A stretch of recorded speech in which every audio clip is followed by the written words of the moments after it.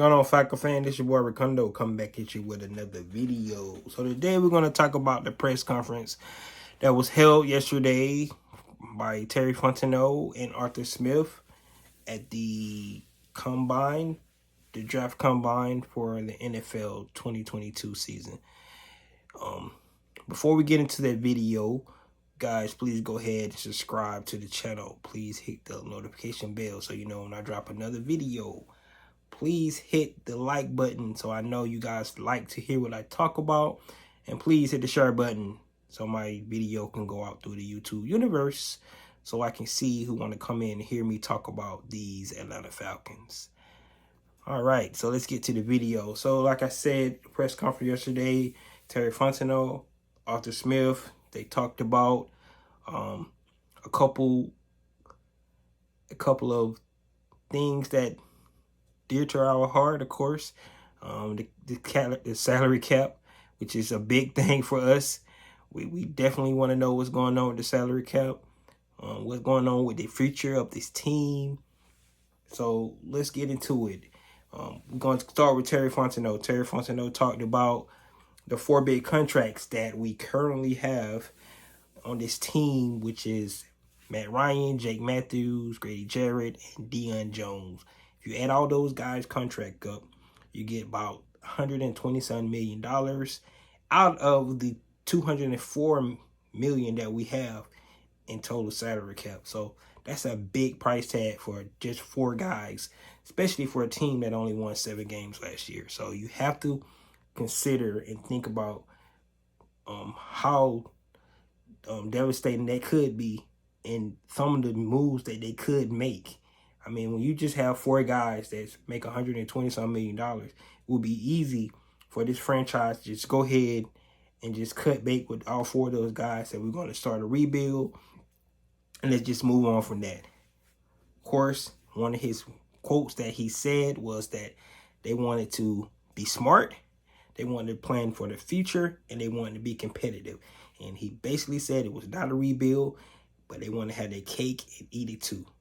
And what I took from that is that they want to actually try to bring in some talent to make this team a championship roster. At the same time, it's making sure that they don't get back into salary cap hell.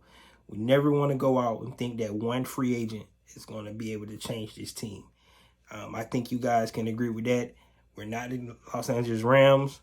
We can't just get Odell Beckham Jr. or Von Miller and say we're Super Bowl bound. We got a lot of holes on this team, so we got to be smart about it. And I'm glad that they got that approach. Be smart. Don't go for the big time free agent. Even though we would love to have some of these free agents here, but we're not going to go ahead and put that big price tag on one guy that we know won't be able to push it over that hump. Which brings us to Foye Oluokun. So what I took from that, basically what Terry Fontenot was saying, a lot of these guys come in and he want them to be able to get their big payday. If they deserve a big payday, they should go ahead and take that big payday. Which means that some of these guys, especially somebody like Foye, could be outpriced by another team.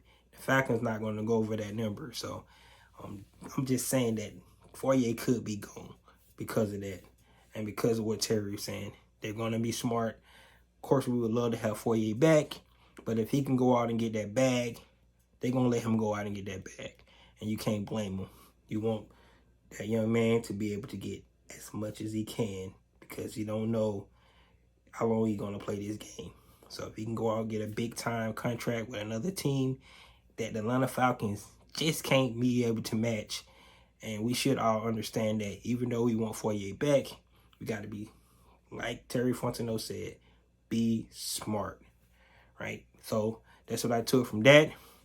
He mentioned that he had not heard anything from Calvin Ridley, which is another big thing that they have to get addressed before the start of the season. We need to know what's going on with Calvin Ridley. That's an $11 million cap hit.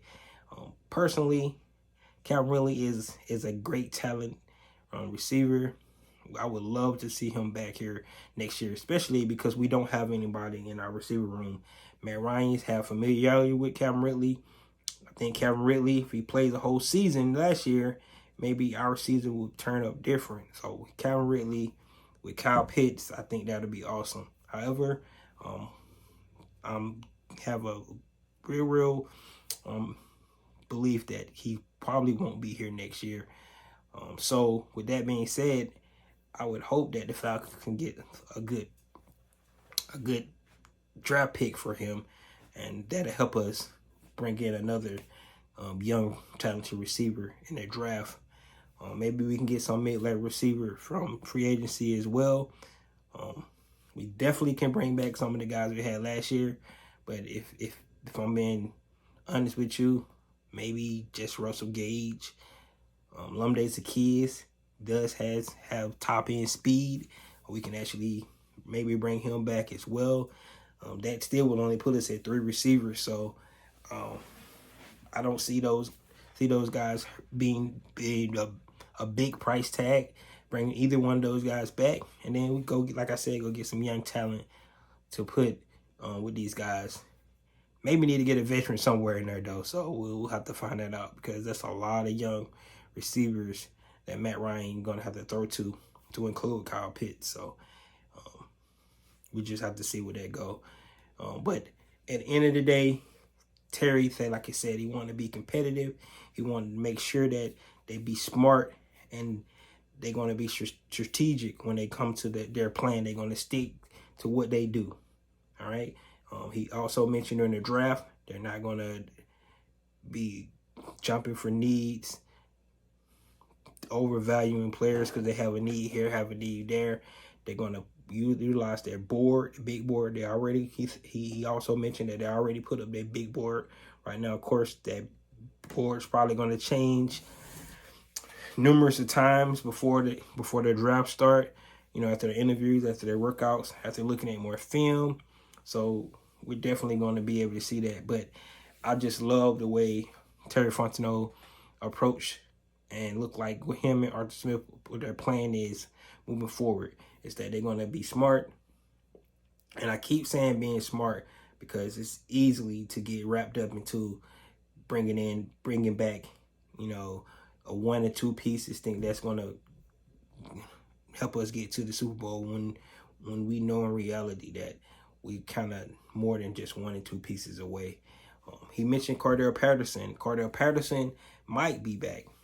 Cordell Patterson, he has showed his interest in being back, but Cordell Patterson still following the same range as Foye. If he can go out and get that bag, even though he's been in the season a while, but this definitely might be Cordell Patterson last payday. So if he go out and get a month, a price that the Falcons can't match, Cordell Patterson might not be back either. So what I do like about what he mentioned about Cordell Patterson, though, is that's the kind of model that they want to utilize in bringing in free agents. Take a player that the Falcons see, that how their vision for him, how they'll be able to use him, and he can, that 1-year deal might go in and, like in Cordell Patterson says, be able to get him that bag if they use him right. We have a talented coaching staff, some veteran coaching staff that can take guys and probably put them in spots to, like I said, make them do things that that they haven't did, like Cordell Patterson was able to do last year. So that's what I took from the Terry Fontenot press conference, what he said. And like I said, guys, it had me fired up already. I'm really, really excited to see what these guys are going to do in the next couple weeks before March 16th to create that cap space, what contracts they're going to stand, who they're going to cut, and all those good things. So, and then when free agency start. And I also believe that we won't be big players right at the beginning of free agents. We'll kind of do like we did last year when everybody was stressing because like all the free agents was going off the board. And then they had their plan all along because they was being smart and they realized where they was with the salary cap, and they went out and got mid-level free agents, guys that could come in and help this team. And based off that, winning 7 games, I thought it was a success based off where we were with the salary cap and the players that they brought in. So hopefully we could kind of duplicate that. But have a better outcome this year, and in the record and the results. So let's get into Arthur Smith. Arthur Smith, I think this guy is just a comedian. I love to hear him do press conference. He always leave you with something. He definitely left everybody with what he said about Matt Ryan, and people took that as that they was shopping Matt Ryan, maybe that they are definitely looking to trade Matt Ryan. I didn't take it that way. The exact quote was that if somebody was to make your offer, you can't refuse. Quoting The Godfather, that they would have to listen to that and think about it in this way. Matt Ryan's 37 years old. Somebody offered 2 first-round picks for Matt Ryan to come to their team. 37-year quarterback. Those guys probably going to maybe consider that, and I wouldn't blame them. All right, just keep in mind, if you do trade Matt Ryan, you're still going to have $40 million cap hit, dead cap on your books for this year. If you do that trade, you will get down to $8 million, but that $40 million will still be there. So just keep that in mind if we do decide to trade Matt Ryan. However, those 2 picks could definitely, and I think it'll put us more in the rebuild category, vice to being competitive category. We do decide to trade Matt Ryan, because at that point you don't have your succession plan in place and you're more in the rebuild mode. And when I'm thinking about that, you would kind of think about, do Grady Jarrett want to be part of a rebuild mode? Do somebody like Jake Matthews want to be part of a rebuild mode? So we just have to just consider all those things. And like I said, remember, those guys got $120 million worth of cap anyway. So if they was to get rid of one, maybe just break it down and get rid of everybody. Just a thought. You guys let me know what y'all think about that. So anyway, Arthur Smith, like I said, I love his press conference, because they really don't give you anything. Every player is being looked at as somebody that they could utilize or get rid of, or they're going to be competitive. So like one thing about Terry Fontenot and Arthur Smith, they really don't say a whole lot to get people thinking, or they do say a whole lot to get people thinking, but they really don't say nothing. So at the end of the day, we don't really know what the Falcon plans are. I do believe that these guys do have a plan. I think they're going to stick to their plan. Terry Fontenot was very, very adamant about he was going to be smart and they was going to do the right thing with the salary cap. And I think he has put together a great front office, his team. I think they're going to do good things with this roster, and I think they're going to find some gems in free agency at some of those mid-level guys. Then I think Arthur Smith is going to take those guys with his coaching staff, his veteran coaching staff, and they're going to put those guys in a good position. And I think we're going to, once again, like they said, be competitive. We don't know how competitive, because we don't know what we're going to have. But at the same time, you have to start somewhere.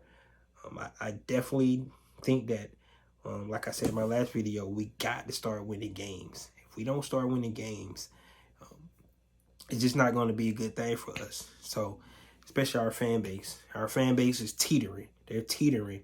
They're teetering because a lot of fan bases want to just go ahead and break it down and get rid of Matt Ryan, draft a quarterback and start the rebuild now. Some fan base like, no, let's try to go for it at least one more time to see what we can do. I'm somewhere in the middle. All right, that's where I'm at, guys. What I mean by that is, I realize that the holes we got, what we got on this team, what we need to rebuild. But I still believe that, like I said, if you got a franchise quarterback, you do have a starting point. They could put pieces around our franchise quarterback. We can be competitive. And once you get to the playoffs, if we can get to the playoffs, you never know what's going to happen. So that's just where I'm at. I'm in the middle. We definitely got to start looking for the future. But as long as you got your franchise quarterback, I think you have a chance. And that's where I'm at. So like I said, Arthur Smith he really never says a whole lot. He, like he mentioned again, he still haven't heard nothing from Calvin Ridley. I think that's one domino that definitely gonna have to fall before the new league year starts. So we definitely need to find out what's going on with Calvin Ridley. But between that and those 4 big contracts that we have out there, we really need to know what these guys' plans are. And really, we're just gonna have to wait to see. All right. So you guys let me know what y'all thought about the press conference. What you got from it? What you think that these guys was saying? Were they saying something that caught your attention, that you made you think a little more, or was it just the same old usual? Like I said, saying a lot but not saying nothing at all. One last thing I do want to say about Terry Fontenot, when he mentioned about the city of Atlanta and how he was talking about it as an attractive place, attractive team, attractive city, attractive place for free agents to come in. I do agree with him on that. Hopefully some of those free agents heard about that. Like I said, a great coaching staff, veteran coaching staff, can take some of these guys, put them in position, and maybe they can get that bag. Just like Fourier about to get. Just like Cardell may get, just based off how they perform this year with our Atlanta Falcons. So, guys, that's all I have today. You let me know what you think about the press conference from those guys yesterday. And that's it. This your boy Ricondo coming back at you with another video. Peace.